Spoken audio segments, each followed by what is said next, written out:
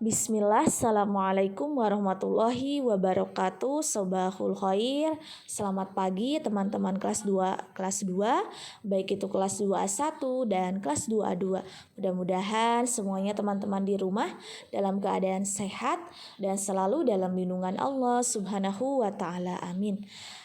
Baik, sebelum kita belajar, kita doa dulu teman-teman ya. Doa sebelum belajar.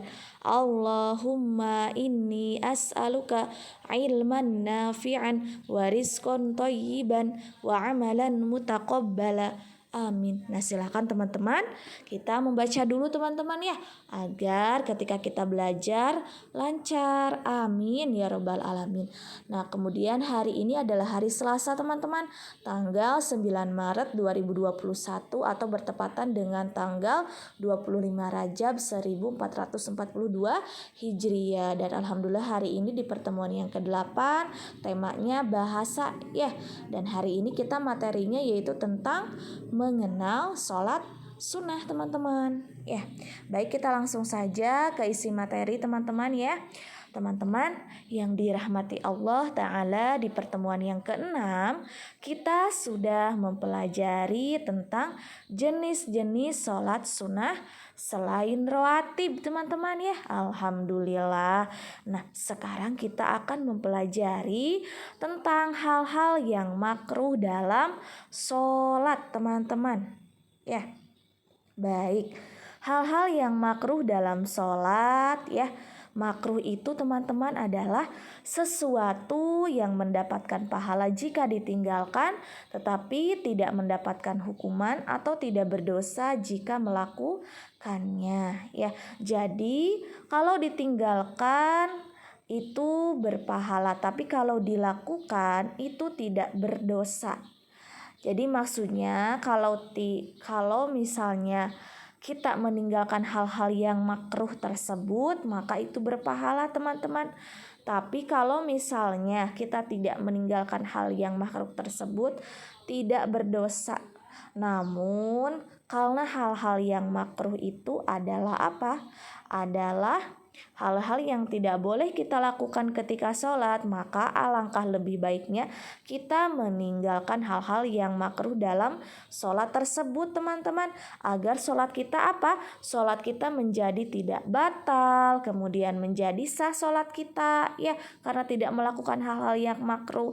Kemudian sholat kita diterima oleh Allah Ta'ala. Nah teman-teman, di bawah ini disebutkan perbuatan yang dimakruhkan dalam sholat.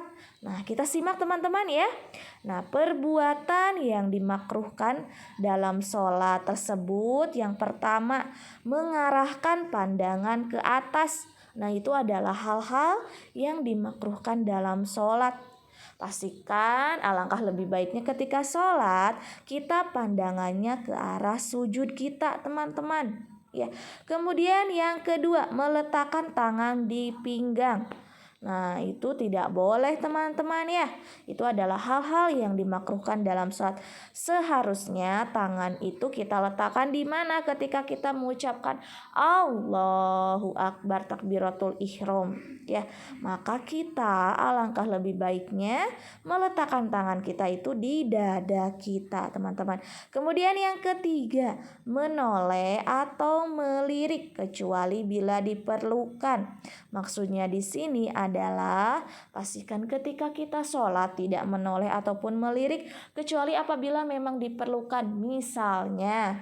Misalnya teman kita tidak sejajar dengan kita, maka tangan kita boleh meluruskan ya, agar teman kita sejajar dengan kita dan teman-teman yang lainnya, seperti itu contohnya. Kemudian melakukan hal-hal yang sia-sia. Contohnya di sini apa teman-teman ya? Memainkan pakaian ketika sholat. Nah itu tidak boleh teman-teman. Pastikan ketika sholat kita itu khusyuk. Khusyuk itu bagaimana? Bersungguh-sungguh. Bersungguh-sungguh itu bagaimana?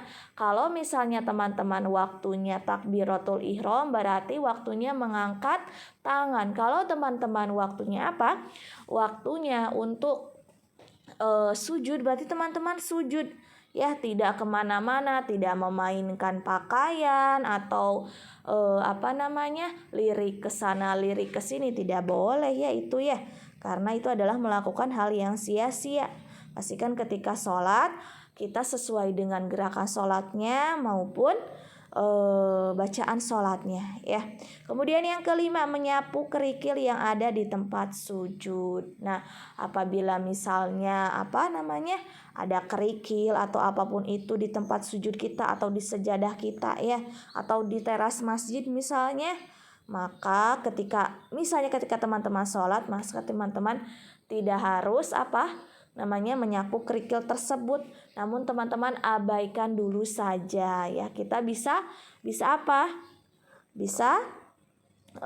misalnya teman-teman menggeser gitu ya, seperti itu, tidak harus sampai disapu ya.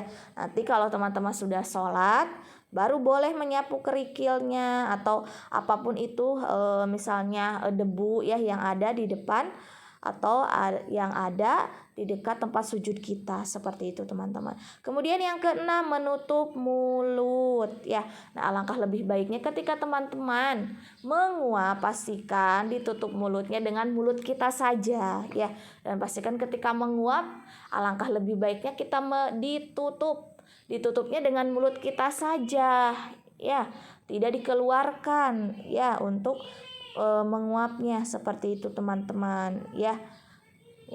Alangkah lebih baiknya ketika adab-adab menguap itu, pastikan ketika kita mau menguap ditutup dengan mulut kita sendiri, bukan dengan tangan kita. Kemudian nomor 7, sholat saat makanan sudah terhidang sedangkan kita merasa lapar. Nah, apabila misalnya sudah terhidang ya, nasi, lauk pauk dan lain sebagainya teman-teman. Nah, apabila teman-teman memang lapar, namun di sana teman-teman ternyata waktunya untuk sholat, maka teman-teman alangkah lebih baiknya ya teman-teman makan dulu ya, karena di sana teman-teman dalam keadaan lapar. Alangkah lebih baiknya teman-teman makan dulu, habis makan teman-teman wudhu, kemudian wudhu, setelah wudhu teman-teman sholat ya. Kenapa kita harus seperti itu teman-teman? Karena apabila kita dalam keadaan lapar, kemudian makanan sudah terhidang, kemudian kita sholat, kita ketika sholat itu tidak akan khusyuk ya teman-teman ya. Kita akan terus mengingat, oh ada makanan, aku lapar, seperti itu ya. Contohnya ya teman-teman. Jadi alangkah lebih baiknya apabila makan sudah terhidang, kemudian teman-teman waktunya sholat dan teman-teman di sana dalam keadaan memang lapar, maka teman-teman alangkah lebih baiknya untuk makan terlebih dahulu ya, seperti itu teman-teman. Kemudian yang ke-8, menahan buang air kecil atau buang air besar. Nah, ini juga sama ya, apabila teman-teman memang tidak kuat, maka teman-teman silahkan boleh buang air kecil dulu atau buang air besar dulu, karena apabila kita sholat kemudian kita menahan buang air kecil dan buang air besar, itu juga tidak baik. Sholat kita nanti tidak khusyuk, kemudian tidak baik untuk kesehatan pencernaan kita, karena kotoran itu memang harus dikeluarkan teman-teman ya, seperti itu. Kemudian yang ke-9, menahan buang angin.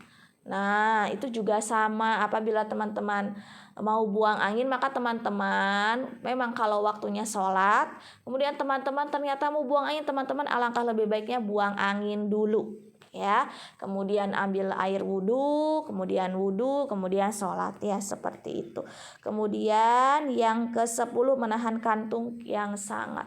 Nah, apabila teman-teman ternyata ketika sujud itu mengantuk, biasanya subuh-subuh ya, ketika kita bangun tidur langsung saat subuh biasanya kita mengantuk teman-teman. Nah, alangkah lebih baiknya kita mending dibatalkan dulu sholatnya kalau kita mengantuk, kemudian ambil air wudhu, kemudian sholat, seperti itu, agar sholat kita menjadi khusyuk ya, bersungguh-sungguh, seperti itu ya teman-teman ya.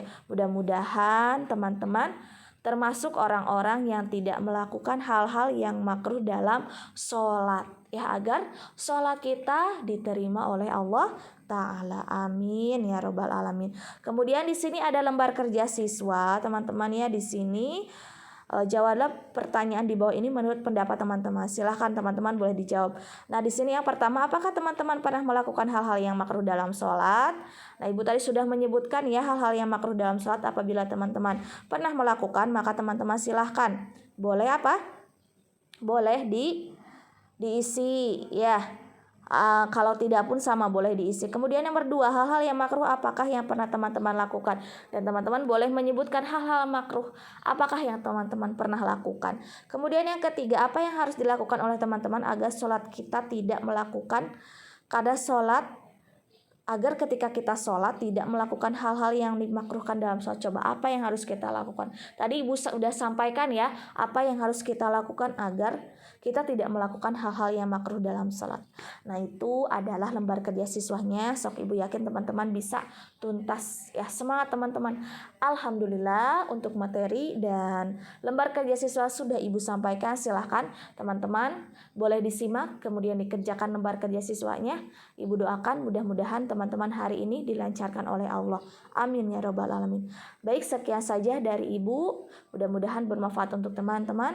Baik, kita tutup saja dengan doa kafaratul majlis. Subhanakallahumma wa bihamdika asyhadu an la ilaha illa anta astaghfiruka wa atubu ilaik. Wassalamualaikum warahmatullahi wabarakatuh.